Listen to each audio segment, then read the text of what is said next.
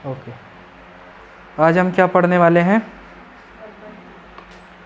आज हम पढ़ेंगे एक्सरसाइज 1.2। ठीक है। अब एक्सरसाइज 1.2 पढ़ने से पहले सबसे फर्स्ट आपका इसमें आ जाता है अंकगणित की आधारभूत प्रमेय। समझ गए? इसको समझना बहुत जरूरी है। अंकगणित की क्या आधारभूत प्रमेय।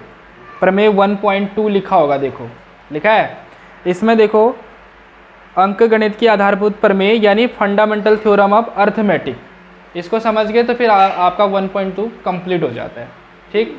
क्या कहा इसने कि प्रत्येक भाज्य संख्या को अभाज्य संख्याओं के गुणनफल के रूप में व्यक्त या गुणनखंडित किया जा सकता है और यह गुणनखंड अभाज्य गुणनखंड के आने वाले क्रम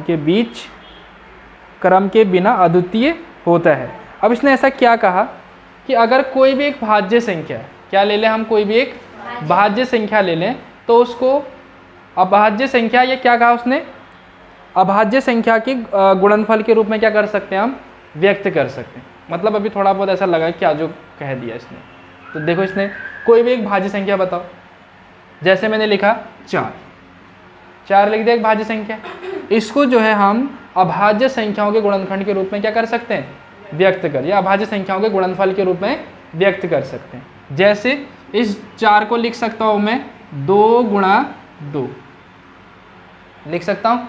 तो 2 आपका क्या है, अभाज्य संख्या है, ये वाला 2 भी क्या है, अभाज्य संख्या। ऐसे मैंने यहाँ लिखा एक 15 एक भाज्य संख्या है। 15 को मैं अभाज्य संख्याओं के गुणनफल के रूप में लिख सकता हूँ। कैसे, 3 गुणा 5, ये 5 भी क्या है आपका, अभाज्य है, और 3 भी क्या है, अभाज्य है।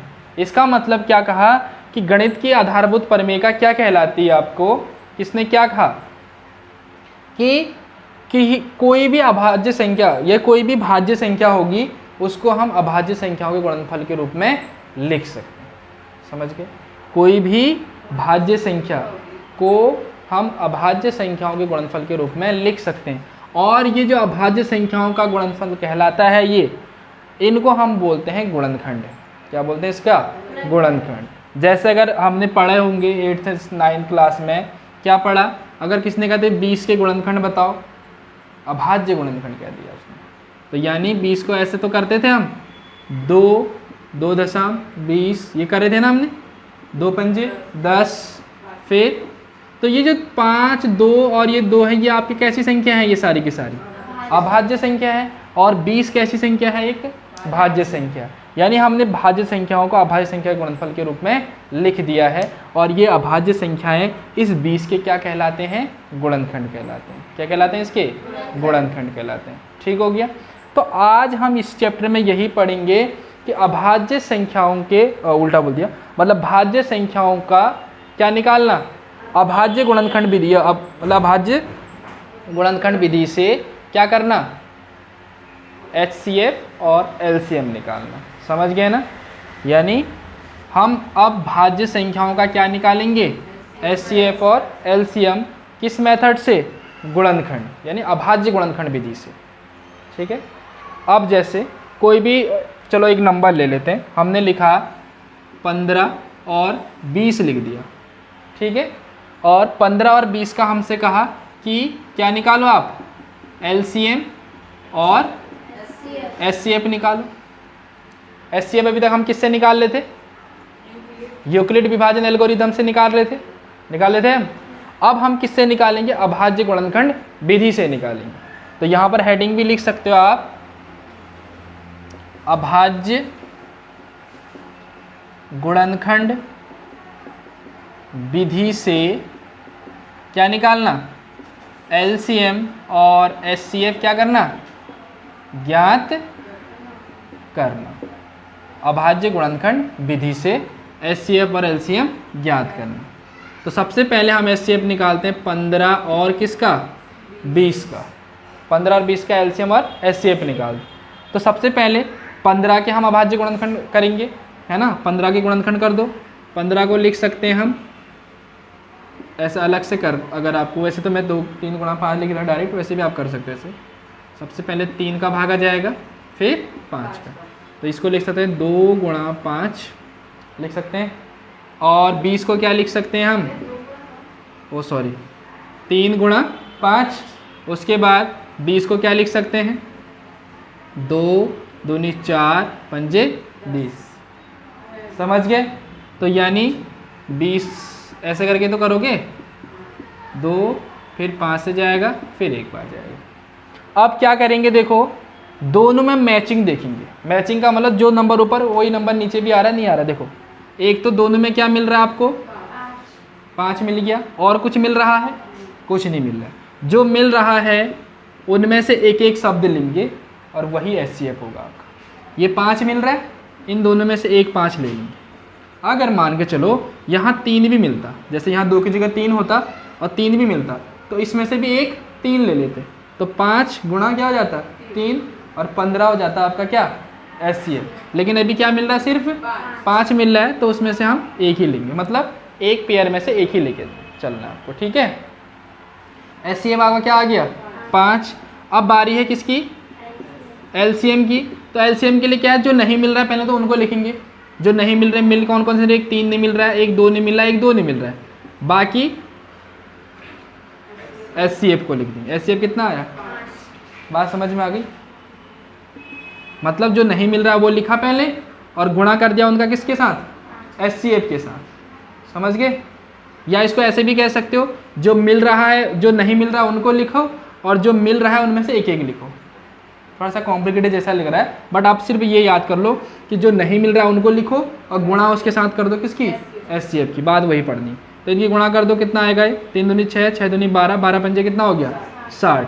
तो ये 60 आया, ये क्या आ गया, 15 और 20 का क्या आ गया, एलसीएम आ गया। आ गया समझ में? तो ये गुणनखंड विधि से क्या निकाल दिया हमने, एलसीएम और एचसीएफ। समझ गए? अब एक और करते हैं, जैसे इसी में एक और करते हैं, ये समझ में आ गया ना। चलो इसको मिटाता नहीं, मैं इधर लिख लेता हूँ, अभी आप उतार लेना, ठीक है। जैसे मैंने लिखा यहाँ पर 25 और 30 का क्या निकाला, एलसीएम और एचसीएफ निकालना है, ठीक है। तो 25 के आप गुणनखंड निकालोगे, अभाज्य गुणनखंड क्या आ जाएंगे, 5 गुणा 5, और 30 के निकाल दो, 30 के क्या आ जाएंगे, 2 तिया 6, 6 पंजे 30 हो जाएंगे ना। सब अभाज्य होने चाहिए जो गुणनखंड आ रहे हैं, यानी इसका मतलब है कि जो ये आप लिख रहे हो इसमें किसी और का भागाव नहीं जाना चाहिए। समझ गए? अभाज्य गुणनखंड विधि यही तो होता है। अब क्या मिल रहा है, इसमें भी सिर्फ 5 ही मिल रहा है, एक बस हो गया। फिर ये एचसीएफ का कितना आ गया, और एलसीएम के लिए क्या करेंगे, जो नहीं मिल रहा उसको लिखेंगे, 5 नहीं मिल रहा है, 2 नहीं मिल रहा है, 3 नहीं मिल रहा है, बाकी लास्ट में एचसीएफ से गुणा कर देंगे। कितना आ जाएगा ये, 5 दूनी 10, 10 तिया 30, 30 पंजे कितना हो जाएगा, 150। तो 150 आपका क्या आ जाएगा, एलसीएम आ जाएगा। आ गया ना समझ में? क्या करना है, सबसे पहले अभाज्य गुणनखंड निकाल देने हैं, ठीक है। प्राइम फैक्टर कहते हैं इसको। अभाज्य गुणनखंड निकाल दिए, उसके बाद दोनों में जो मैच कर रहा है वो आपका एचसीएफ हो जाएगा, और एलसीएम के लिए जो मैच नहीं कर रहा वो गुणा एचसीएफ। आ गया समझ में? एलसीएम और एचसीएफ निकालना पता लग गया। अभी 2-2 का लिया, अभी 3, इसके बाद हम 3-3 वाला का लेके चलेंगे, ठीक है। पहले आप इतना नोट कर लो।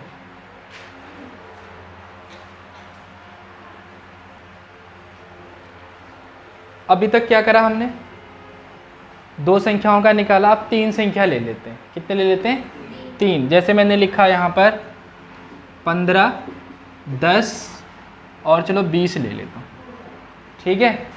इनका निकालना आपको क्या, एलसीएम और एचसीएफ। एलसीएम और एचसीएफ ये निकालो। तो 5 के फैक्टर करो जरा, 3 पंजे 15 हो जाएंगे, और उसके बाद 10 के करो जरा, 2 पंजे 10, ठीक है। और 20 के करो जरा, 2 कितना आएगा, 2 पंजे ऐसे करें, 2 दूनी 4, 4 पंजे 20 कर देते हैं, ठीक है, 5 को लास्ट में नहीं, समझ गए। अब हम मैच करते हैं, एक क्या मैच कर रहा है आपका, और तो कुछ मैच नहीं कर रहा है ना, समझ गए। तो यानी यहाँ पर आप काम कर, तीनों में मैच करना चाहिए, ध्यान देना, ऐसा नहीं कि यहाँ 2 और मैच कर दिया, इधर 3 है तो तीनों में मैच करना चाहिए। तो यहाँ से आपका कितना HCF कितना आ जाएगा आपका 5, और LCM कितना आ जाएगा, जो नहीं मैच करा पहले तो उतना लिखो, 3, 3 दूनी 6, 6 दूनी 12, कितना हो गई, कितने 2 लिख दिए मैंने, 1 2 3 2 1 2, 3 दूनी 6 दूनी 12। अब 1 2 ऐसा आना चाहिए और एक क्या आना चाहिए 5, ऐसा आना चाहिए, है ना।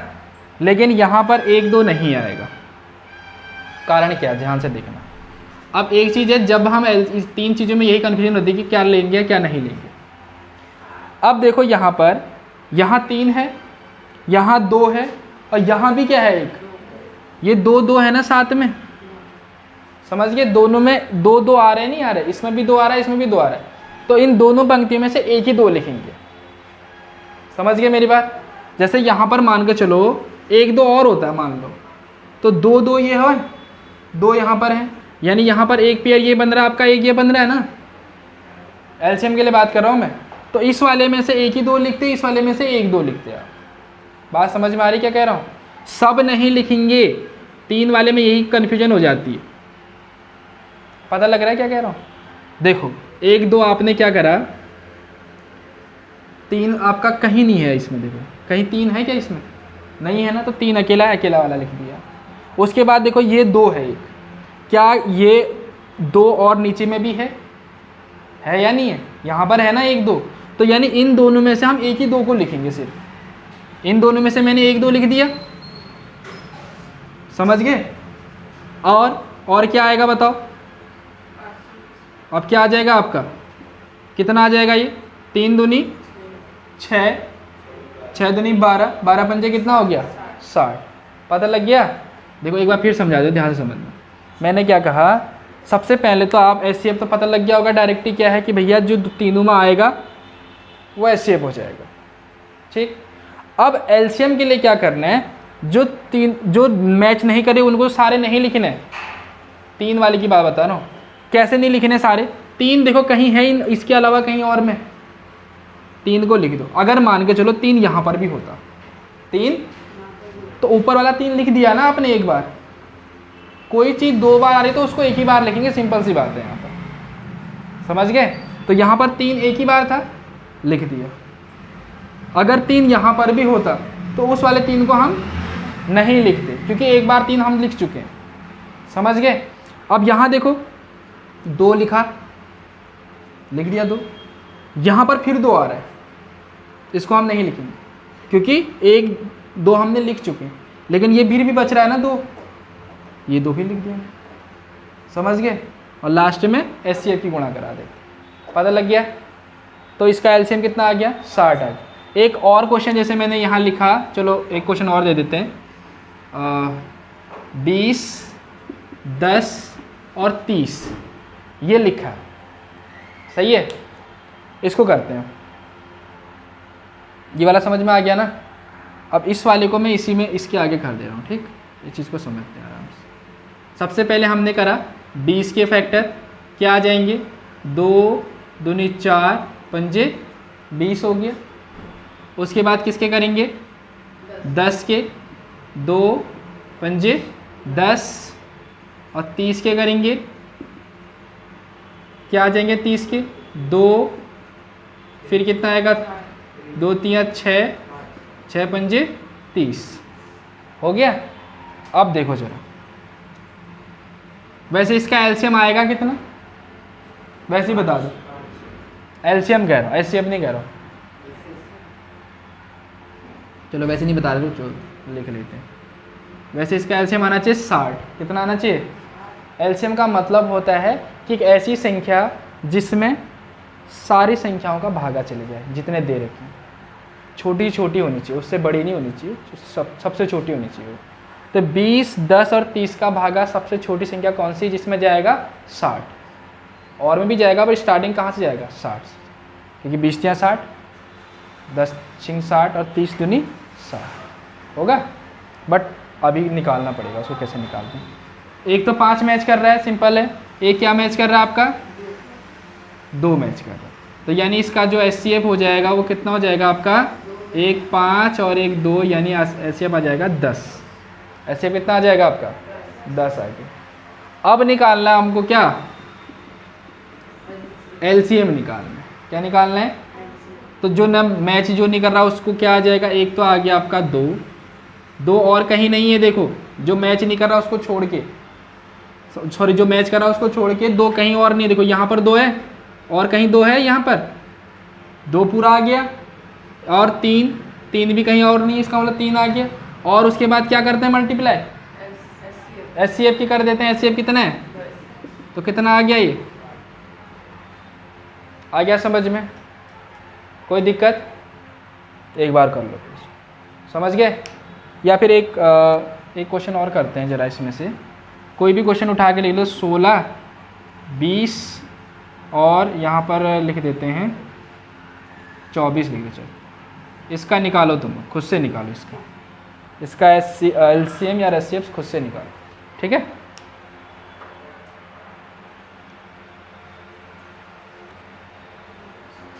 देखो 16 20 24 का LCM कैसे निकालेंगे, LCM और HCF निकालेंगे, ठीक है। अब चेक करते हैं, फिर चलो तुमने सही करा नहीं करा। 16 को क्या लिखते हैं, 2 दूनी 4 दूनी 8 दूनी 16, ठीक हो गया। 20 को क्या लिखेंगे जरा बताओ तो, 2 दूनी 4 पंजे 20 हो जाएगा, है ना। 2 2 जा 4 5 जा 20 हो जाएगा। ऐसे 24 को क्या लिखेंगे जरा बताओ तो, 2 दूनी 4 तियाँ, सॉरी पहले 2 दूनी 4 दूनी 8 लिख देते हैं, 8 तियाँ 24, समझ गए। अब मैच करो जरा, एक आपका 2 मैच कर रहा है, एक आपका क्या मैच कर रहा है, 1 2 ही मैच कर रहा है, और कुछ मैच नहीं कर रहा है ना। अब सबसे पहले तो हमने HCF लिख देना है। HCF जो मैच करा उनमें से एक एक लिख देना। 1 2 मैच करा, फर्स्ट वाली लाइन में से 1 2 लिखेंगे, दूसरे वाले में से 2 2 लिखेंगे, दूसरा 2 लिखेंगे, ठीक है। कितना आ जाएगा HCF 4 आ गया, सिंपल सी बात है। अब लिखना है आपको LCM। LCM में देखो जो नहीं मैच कर रहा वो लिखो, 1 2 ये। अब यहाँ देखो 1 2 ये है, एक यहाँ पर 2 है, तो इन दोनों में से एक ही 2 लिखना है आपको, समझ गए ना। इन दोनों में से आपको 1 2 लिख चुके हैं हम, इन दोनों में से 1 2 लिख चुके हैं, एक बचा एक्स्ट्रा अभी, उसको भी लिख देंगे। और क्या बचा, और क्या बचा आपका, इतना लिख दिया ना, जो मिल नहीं रहे थे। उसके बाद लास्ट में किससे गुणा कर देंगे, HCF जो आया, कितना आया ये जरा बताओ तो, 2 दूनी 4 4 पंजे 20 20 कितना आ गया, 20 तियाँ 60 और 60 चौको कितना होता है, 6 चौको 24, 240। तो 240 आपका क्या हो गया, ये LCM और 4 आपका HCF। इसमें कंफ्यूज मत हो तुम लोग कि भाई ये जो कर रहे हैं हम कैसे कर रहे हैं। एक चीज़ समझ लो, अच्छा जो नहीं मैच कर रहे हैं ना, उनमें से आप चेक क्या करना है, जैसे ये कितने 2 हैं भैया, 1 2 3 है ना 2, समझ गए ना। 1 2 इसमें आ रहा है, 1 2 इसमें आ रहा है, तो इन दोनों में से एक ही लिखना कह रहा हूँ। अब बाकी बच गया ना एक, उसको भी लिखना पड़ेगा जो बच गया। बचे तो सारे लिखने हैं ना, लेकिन जो 2 पंक्तियों में मैच कर रहा है उनमें से हमको एक ही लिखना है कह रहा हूँ सिर्फ। जैसे 1 2 यहाँ पर आ रहा है, 1 2 यहाँ पर आ रहा है, ये मैच कर गए ना, दोनों आ रहे हैं ना दोनों पंक्तियों में, तो एक ही लिखेंगे। फिर 1 2 यहाँ पर, इसके साथ का तो कुछ है नहीं, अब नहीं कर रहा तो इसका मतलब तो लिखना ही पड़ेगा। 5 के साथ कुछ नहीं है तो ये भी लिखना पड़ेगा। अगर यहाँ पर 5 होता, ये भी 5 होता, तो इन दोनों में से फिर एक ही वाला 5 लिखते, नीचे वाला 5 नहीं लिखते। फिर 3 भी अकेला तो 3 भी लिखना पड़ेगा। सब लिखने के बाद जो आपका HCF उसके साथ मल्टीप्लाई करके क्या आ जाएगा, आपका LCM आ जाएगा। समझ गए, कोई दिक्कत इसमें। अब हम कॉन्सेप्ट पे आते हैं, एक LCM HCF निकालना समझ गए ना गुणनखंड विधि द्वारा, चाहे 2 आ जाएगा चाहे 3 आ जाएगा, पता लग जाएगा कैसे निकालना। ओके, अब करते हैं हम क्या, LCM टॉपिक है, LCM और HCF में क्या संबंध, LCM और HCF में क्या संबंध। ठीक है, अब LCM और HCF में क्या संबंध होता है, वो यह होता है LCM गुणा HCF बराबर दो संख्याओं का क्या गुणनफल, दो संख्याओं का क्या गुणनफल। ये है क्या, ये दो संख्या क्या है, दो संख्या वे संख्याएं होंगी जिनका हमने LCM और HCF निकाला है। समझ गए? जैसे पहले, इससे पहले हमने कोई दो संख्या बताओ जरा जिनका LCM और HCF निकाला था, कोई दो संख्या बताओ जिससे पहले निकाला। 15 और 20, ठीक हो गया, 15 और 20 ये दो संख्या हो गई। इन दो संख्याओं का LCM कितना आया था बताओ जरा, 60, LCM 60 आया था, और HCF कितना आया था, 5 आया था। ठीक है, अब हमारे पास जो रिलेशन है या जो संबंध है वो क्या कहलाता है कि जो LCM और HCF की जो गुणनफल होगी वो किसके बराबर आएगी, दो जो संख्याएं होंगी जिनका LCM और HCF निकला होगा उनकी गुणनफल के बराबर आएगी। यानी दो संख्याओं का गुणनफल यानी किसके बराबर आएगी, 15 गुणा 20 के बराबर आएगी। सिंपल सी बात है, इनके बराबर आएगी कह रहा हो। तो यानी LCM कितना है, पहले तो इनकी गुणा करो जरा, 15 दूनी 30, 300 आ गया ये। यानी इनका गुणनफल भी कितना आना चाहिए फिर, यानी LCM और HCF का गुणनफल भी कितना आना चाहिए, तो आ रहा है क्या 300, तो ये भी 300, ये भी।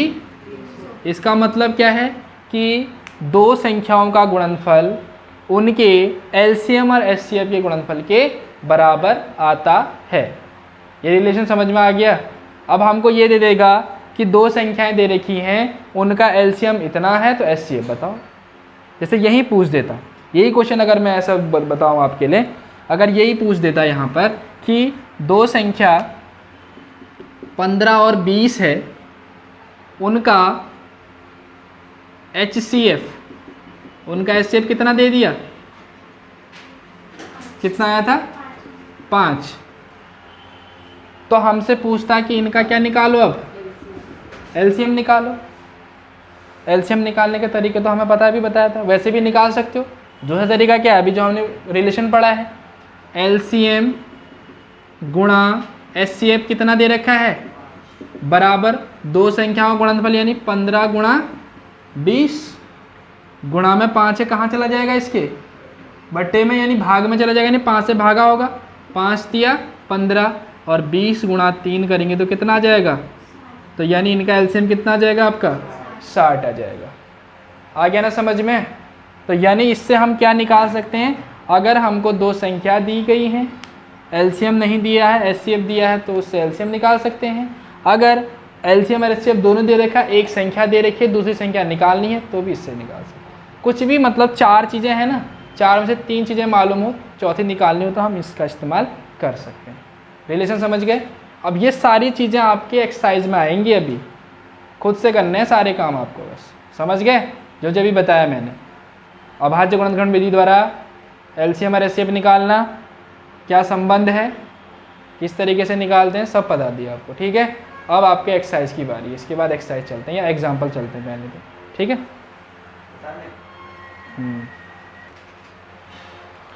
अब हम सबसे पहले क्या पढ़ते हैं, एग्जाम्पल। एग्जाम्पल नंबर 5 देखो, संख्याओं 4 की पावर n पर विचार करना है। 4 की पावर n पर क्या करना है, विचार। नहीं मिल रहा एग्जाम्पल 5? ठीक है, इसमें लिखा है संख्याओं 4 की पावर n पर क्या करना है, विचार करने। क्या विचार करने, देखो जरा, एग्जाम्पल 6 दिया होगा शायद तुम्हारे उसमें वो।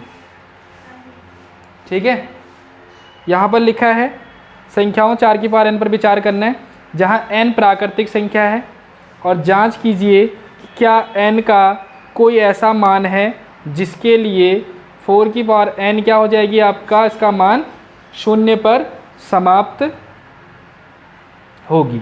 ठीक है, ये हमसे बोल रहा है। अब इसने ये कहा कि जो 4 की पावर n है, एग्जाम्पल नंबर क्या है 5, 4 की पावर n पर विचार करना। करो विचार इस पर, देखते रहो, इसको विचार हो जाएगा। अब यहाँ पर क्या करना है, 4 की पावर n का मतलब क्या है। n हमारे पास क्या बोला, प्राकृतिक संख्या बोल रहा है, यानी n की वैल्यू कहाँ से स्टार्ट होगी, प्राकृतिक संख्या कहाँ से स्टार्ट होती है जरा बताओ तो, 1 से स्टार्ट होती है, 1 2 3 चलते रहेंगे आगे तक, ये सारी की सारी क्या संख्या है।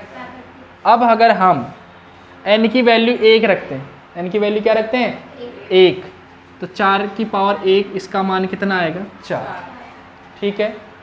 अगर n का मान हम रखते हैं 2, n का मान कितना रखते हैं, तो 4 की पावर 2 का मतलब 16, आएंगे नहीं आएंगे। तो ये जो सारी की सारी संख्याएं आएंगी ना 4 की पावर n का मान, ये सब संख्या किससे विभाजित होंगी, 4 से तो होंगी होंगे ना 4 से, और वो सारी की सारी संख्या क्या होंगी 2 से विभाजित होंगी, कुल मिला के वो सम संख्या आएंगी। क्या आएंगी ये सारी की सारी। तो 4 की पावर n एक क्या है आपका, एक सम संख्या है जो 4 से क्या होगा डिवाइड होगा, या कोई भी सम संख्या 2 4 इनसे क्या होगा आपका डिवाइड हो जाएगा। बात समझ में आ रही। 4 की पावर n कई संख्या है, फिर एक सम संख्या, विचार हो गए। 4 की पावर n कई संख्या एक सम संख्या है, यानी अगर हम n की वैल्यू क्या रखें, प्राकृतिक संख्या रखते हैं। स्टार्ट कहाँ से होता है आपका 1 से, ठीक है। अब क्या कहा इसने, क्या n का ऐसा कोई मान है जिस पर इस 4 की पावर n की वैल्यू 0 हो सकती है, ऐसा कोई मान है क्या। तुम रखते जाओ सारे मान, स्टार्टिंग सबसे कम वैल्यू कितनी आ रही है 4 से कम तो आ ही नहीं सकती है, तो 0 कहाँ से आ जाएगा। जब 4 से कम नहीं आ सकता 0 कहाँ से आएगा, 0 तो 4 से कम है ना। जब आखिरी मान ही स्टार्टिंग उसका क्या है, क्या 4 है सबसे कम, तो 0 कहाँ से आएगा। इसका मतलब हम कह सकते हैं कि n क्या है, प्राकृतिक संख्या पर, या n के सभी मानों के लिए, या n के किसी भी मान के लिए, n के किसी भी मान के लिए 4 की पावर n का मान 0 नहीं हो सकता। समझ गए, n के किसी भी मान के लिए 4 की पावर n का मान 0 नहीं हो सकता, क्योंकि n क्या है, एक प्राकृत संख्या। अगर n का मान 0 भी होता है ना, n का मान 0 भी होता तब भी इसकी वैल्यू 0 नहीं हो पाती।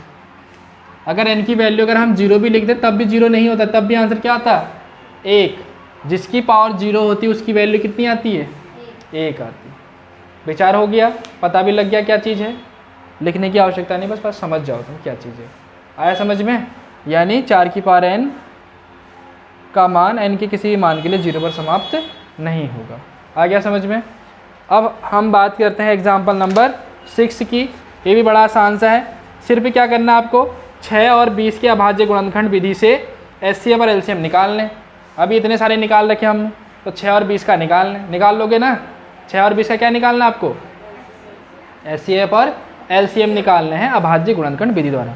ये कर लेना, ठीक है, एग्जाम्पल है ये। और दोनों का जो है वेनिस्ट, ये तो हो गया, ठीक है।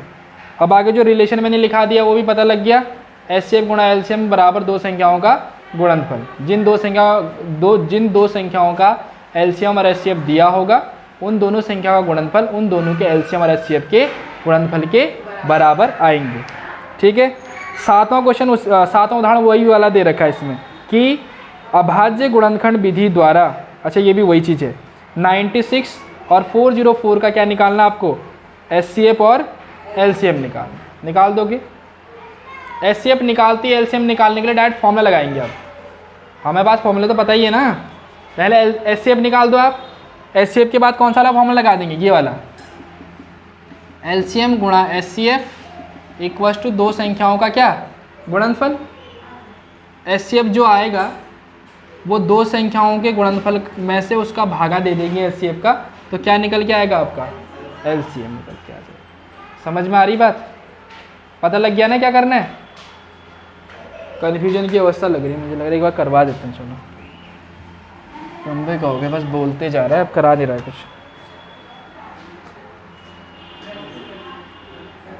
देखो 96 और 404 है ना, इसका जो है आपका HCF कितना आएगा। अब HCF एक बार खुद से ट्राई कर लेना, ठीक है।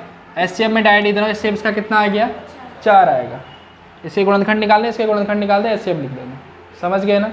आप LCM निकालने के लिए भी गुणनखंड विधि से निकाल सकते, इससे कोई दिक्कत नहीं है, लेकिन हमारे पास फॉर्मूला भी तो पता है, LCM गुणा HCF बराबर दो संख्याओं का गुणनफल। दो संख्या कौन सी है, 96 और 404।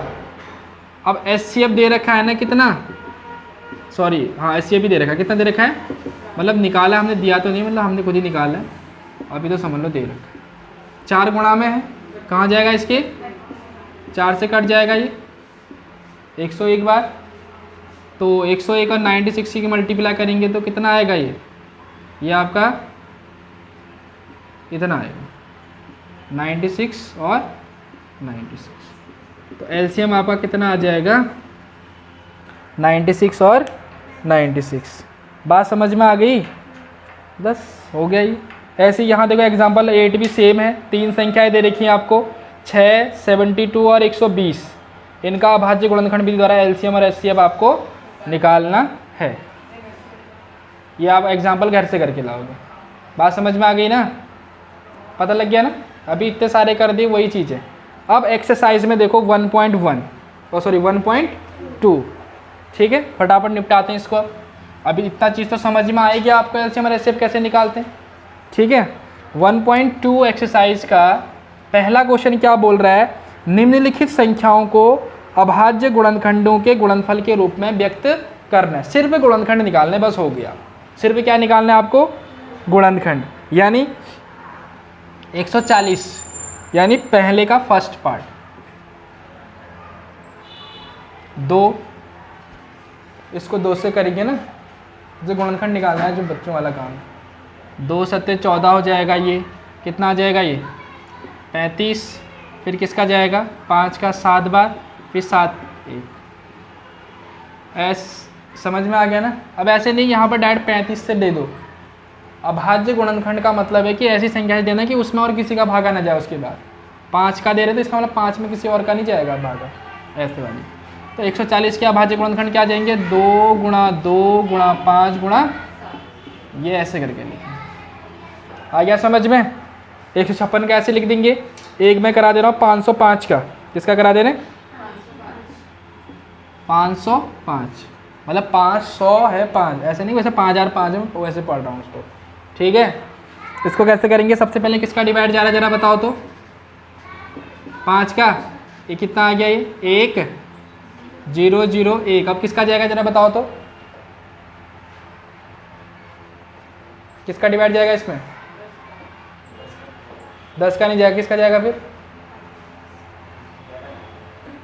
11 का कैसे जाएगा, देख 11 99 हो जा रहा है, फिर कितना आ जाएगा, वैसे कॉन्फिडेंट ही नहीं है अपने ऊपर, सही कह रहा था तो, किसका जाएगा, 11 का जाएगा।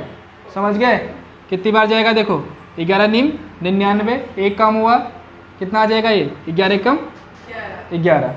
समझ गए। फिर किसका जाएगा, वैसे पहले 7 का भी जा सकता था, बट मैंने डायरेक्ट करवा दिया आपको ताकि हाँ कन्फ्यूज ना हो।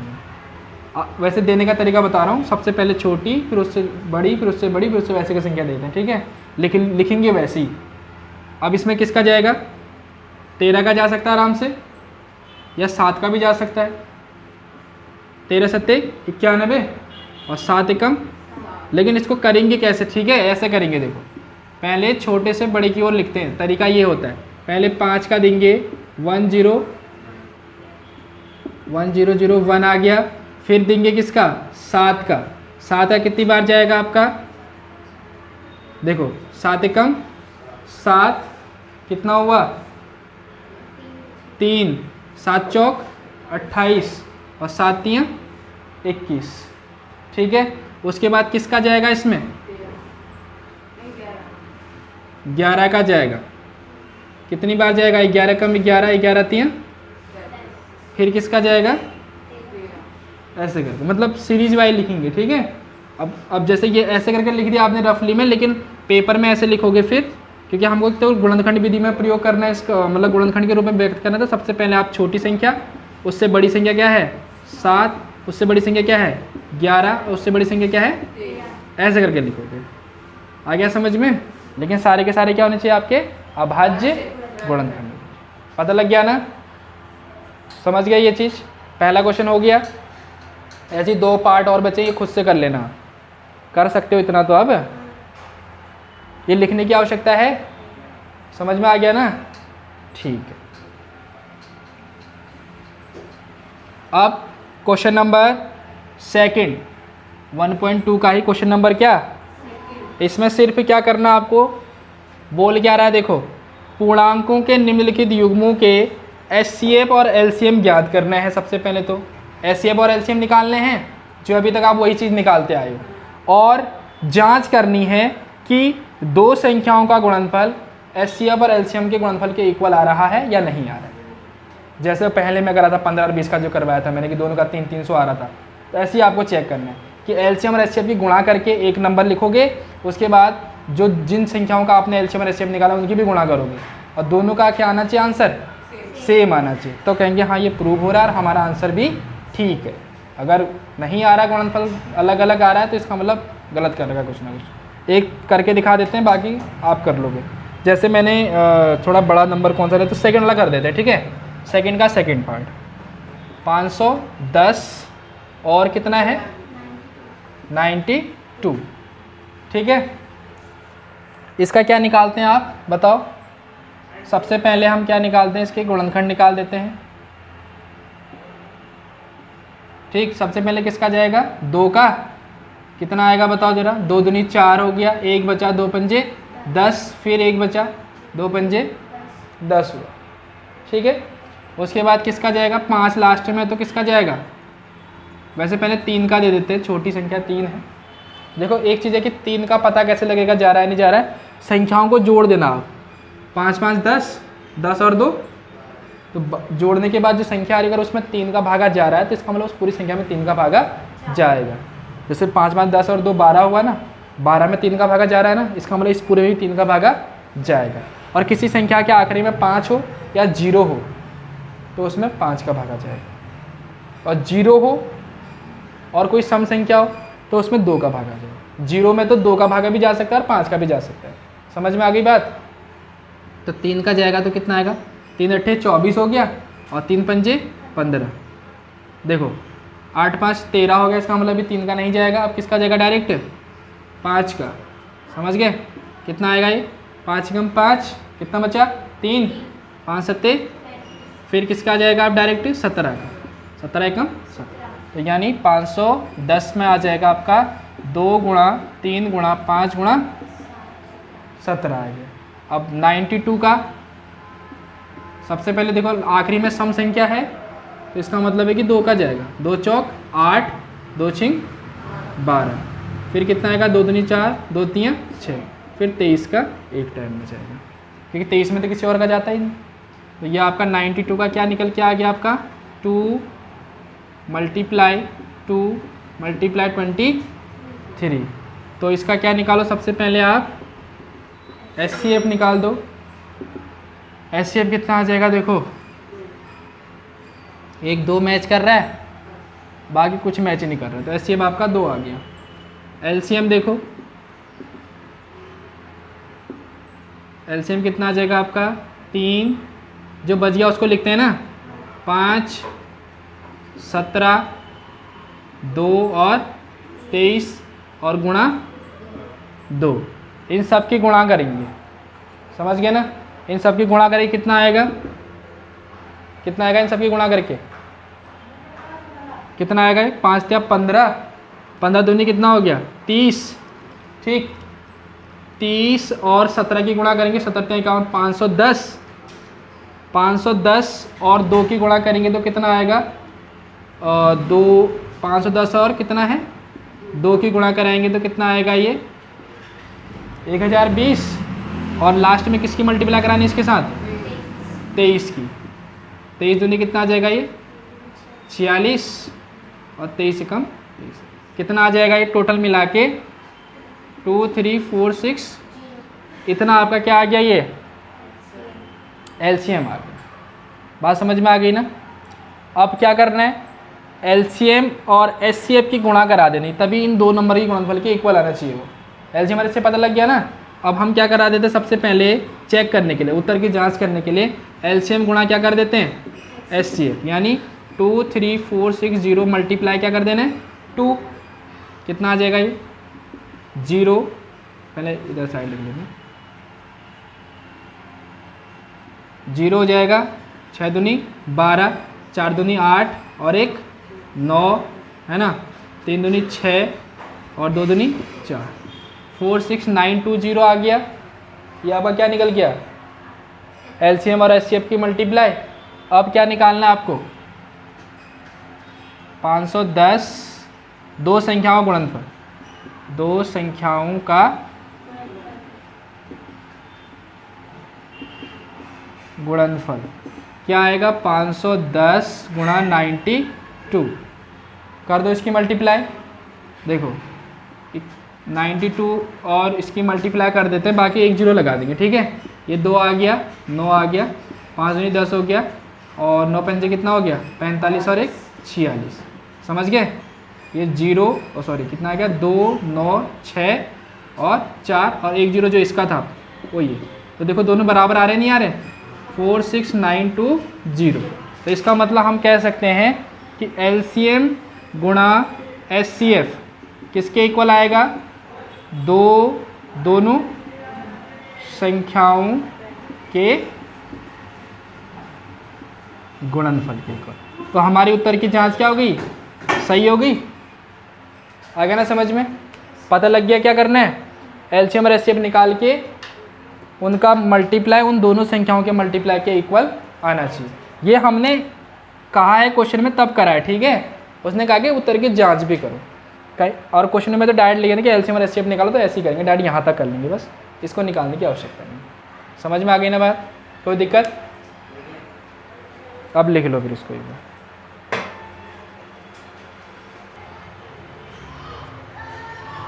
अब कौन सा क्वेश्चन है, थर्ड वाला। थर्ड वाला में भी सेम यही करना है आपको, अभाज्य गुणनखंड विधि द्वारा एचसीएफ और एलसीएम ज्ञात कर देना है। थर्ड वाले क्वेश्चन पहले 2 पेयर थे, अब 3 वाले हैं। 3 वाले मैंने पहले ही बता दिया आपको। अब कभी ध्यान देना किसी में कुछ मैच नहीं करता है, कुछ नहीं मैच कर रहा तो एक मैच करेगा जरूर। जैसे पहला ही क्वेश्चन दे दिया, पहला नहीं दे रखा उसने, सेकंड वाला क्वेश्चन दे दिया 17 23 और 29, 17 23 और ये दे दिया उसने 17 23 और 29। इसका एलसीएम और एचसीएफ निकालना है। अब देखो 17 का गुणनखंड क्या होगा, 1 गुणा 17 करेंगे, क्योंकि और तो कुछ होता नहीं है ना। 17 का क्या होता है, फिर किसी का भागा थोड़ा ना जाता है 17 में, तो 1 का ही जाएगा, तो 1 गुणा 17, 23 का 1 गुणा, 29 का 1 गुणा, तो 1 मैच कर रहा है ना। एचसीएफ आपका 1 हो जाएगा और एलसीएम क्या हो जाएगा 17 23 और 29, इनकी मल्टीप्लाई कर देना। गुणा एचसीएफ करोगे तो मतलब 1 ही है वो, बात समझ में आ रही है, पता लग गया ना। जिसमें कुछ मैच नहीं कर रहा है क्या मैच करेगा, 1 मैच करेगा, ठीक है, चाहे कुछ भी हो, ठीक, पता लग गया। मिटा दें, ऐसे सारे हो जाएंगे। ये थर्ड वाला हो जाएगा। फोर्थ वाला क्वेश्चन बड़ा आसान सा है, जो अभी हमने कर रखा है कि 2 संख्याएं दे रखी हैं। देखो एचसीएफ दे रखा है, ऐसे लिखा है एचसीएफ 306 और 657, 2 संख्या दे रखी है, इनका एचसीएफ दे रखा है 9, और हमको निकालना है एलसीएम 306 और 657 का। कर लोगे आराम से, कर लोगे नहीं कर लोगे। क्या फॉर्मूला होता है, रिलेशन क्या होता है, एलसीएम गुणा एचसीएफ बराबर 2 संख्याओं का गुणनफल। 2 संख्या गुणनफल, 2 संख्या कौन सी है, 306 और 657, यही तो है। अब क्या मान दे रखा हमको, एचसीएफ दे रखा है ना 9, एलसीएम ऐसे ही रहने देंगे 306 657, तो एलसीएम इक्वल्स टू हो जाएगा 306 657 और अपॉन में क्या आ जाएगा, इसको सॉल्व कर लोगे और आपका आंसर आ जाएगा। कोई दिक्कत वाली बात, समझ में आ गया ना, ठीक है। ये आपका क्या था, चौथा क्वेश्चन। ठीक। उसके बाद पांचवा क्वेश्चन बहुत ही आसान था, जो अभी एग्जाम्पल वाले की तरह है। क्या करा था कि जांच कीजिए कि क्या प्राकृतिक संख्या n के लिए 6 की पावर n 0 पर समाप्त होगी। वैसे ही बताओ जरा, क्या 6 की पावर n का मान 0 आ सकता है? क्या n एक प्राकृतिक संख्या हो तो, n एक नेचुरल नंबर हो तो 6 की पावर n की वैल्यू 0 आ सकती है? नहीं आ सकती। क्यों नहीं आ सकती है बताओ? क्योंकि n प्राकृतिक संख्या है और n की वैल्यू कहाँ से स्टार्ट होगी? 1 से आएगी। तो 6 की पावर 1 6, 6 की पावर 2 36, सबसे कम 6 ही हो रहा है। 6 से कम 0 कहाँ से आ पाएगा ये बताओ? समझ में आ गया ना? इसका मतलब 6 की पावर n का मान 0 नहीं आ सकता n इक्वल्स टू प्राकृतिक संख्या पर, या n इक्वल्स टू 1 2 3 4 5 जो नेचुरल नंबर है। बात समझ गए? ऐसी कौन सा क्वेश्चन है? छठा वाला क्वेश्चन क्या कह रहा है जरा बताओ? कि व्याख्या कीजिए कि ये जो पहला वाला लिखा है वो और सेकंड वाला ये एक भाज्य संख्या है, क्यों? पहला वाला बता दो ना, दूसरा खुद से करोगे आप। पहला क्या लिखा उसने? 7 गुणा 11 गुणा 13 प्लस, ये कह रहा है कि भाज्य संख्या है, क्यों? भाज्य का मतलब है कि जिसमें किसी का भागा जाए, खुद के और एक के अलावा किसी तीसरे नंबर का भागा जाए, वही तो भाज्य संख्या होती है। स्टार्टिंग वाले दिन बताया था आपको मैंने सारी संख्याओं के बारे में। तो 13 दोनों में, वैसे भी ये करेंगे इन सब की गुणा करके 13 जोड़ सकते हो, लेकिन इतना ज़्यादा लफड़ा मत पालो। दोनों में 13 कॉमन आ रहा है तो क्या आ जाएगा? 7 गुणा 11 प्लस 1, तो 13 11 और 7 गुणा 77, 77 प्लस 1 क्या आएगा? 78। तो यहाँ देखो 13 गुणा 78, 78 में भागा जा रहा है नहीं जा रहा है? 13 में तो नहीं जाएगा ना, लेकिन 78 में तो जा रहा है। 2 का जाएगा, क्या है आखिरी में? तो 2 का तो जाएगा ही जाएगा, ठीक है। तो मतलब भागा जा रहा है ना किसी तीसरे नंबर का, इसका मतलब इसमें भागा जा रहा है तो ये इनकी गुणा करने के बाद उसमें ही भागा जाएगा ही जाएगा। तो मतलब ये कैसी संख्या होगी? एक भाज्य संख्या होगी। इनका गुणा करके एक संख्या बनेगी ना, वो भी तो एक भाज्य होगी, क्योंकि इसके मल्टीपल में तो जा ही रहा है भागा, गुणा करने के बाद जो आ रहा है इसमें। जैसे मैं ये लिखता हूँ आपके लिए, 2 गुणा 10 लिखता हूँ। 2 गुणा क्या लिखता हूँ? अब 10 में जा रहा है ना भागा, भाज्य संख्या है। इसका मतलब इन दोनों के गुणनफल गुणा करके जो आएगा आंसर 20, उसमें भी तो भागा जाएगा किसी तीसरे। तो वही तो मैं ये भी बोल रहा हूँ यहाँ पर, कि जैसे यहाँ पर 2 में तो नहीं जा रहा था ना किसी का भागा, 2 और 1 के अलावा तीसरे नंबर का भागा नहीं जा रहा था, लेकिन 10 में जा रहा था। इसका मतलब इन दोनों का गुणनफल जो आएगा उसमें भी किसी तीसरे नंबर का भागा जाएगा। यहाँ पर भी तो सेम ही कंडीशन हो रही थी, 13 में नहीं जा रहा था भागा, 78 में जा रहा है भागा किसी तीसरे नंबर का। इसका मतलब इन दोनों के गुणनफल का जो मान आएगा उसमें भी किसी तीसरे नंबर का भागा जाएगा। समझ गए? यहीं से तो आइडिया लगा देंगे, इसका मतलब ये कैसी संख्या है? ये एक भाज्य संख्या है। ऐसे आप दूसरा वाला ऑप्शन कर लोगे। इसका कर लोगे नहीं कर लोगे? एक बार मैं पढ़ के बता दे रहा हूँ क्या लिखा है। 7 × 6 × 5 × 4 × 3 × 2 × 1 प्लस 5, कॉमन ले लोगे 5, मल्टीप्लाई करके जो आंसर आएगा उसमें 1 प्लस कर दोगे। समझ गए? वो सारा आंसर आ जाएगा। एक बार करा ही देते हैं, फिर पता लग गया ये।